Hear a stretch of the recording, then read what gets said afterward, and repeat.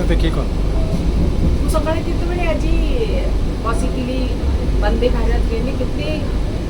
କୌତୂହଳର ସହିତ କେତେ ଖୁସିରେ ମୁଁ ଆଜି ବସିଥିଲି ଆଉ ଧୀରେ ଧୀରେ ଧୀରେ ଧୀରେ ପାର ହେଉଥିଲା ସବୁ ଷ୍ଟେସନ ଗୋଟେ ପରେ ଗୋଟେ ସେସବୁକୁ କଲି କିନ୍ତୁ ଗୋଟେ କଥା ମୋ ମନରେ ଏତେ ଦୂର ଆଘାତ ଦେଲା ଯେ ଦେଖନ୍ତୁ ଆମ ଓଡ଼ିଆ ଭାଷାରେ ପୁରୀର ସ୍ପେଲିଂ କ'ଣ ଲେଖା ହେଇଛି ଇଂଲିଶରେ ଲେଖା ହେଇଛି ଠିକ୍ ସ୍ପେଲିଂ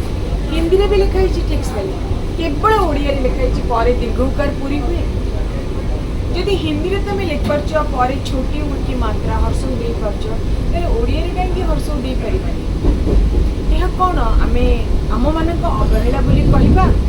ना आम मान बेखातिर भाव ओडिया भाषा प्रति जदि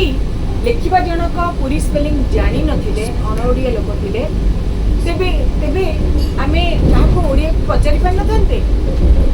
ये कौन ओडिशार ओडिया अस्मिता ओडिशार अस्मिता बोली आम कहीपर एभलिया बनान भूल लेखिकी आम कह ओडिया भाषार अस्मिता रक्षा करुचु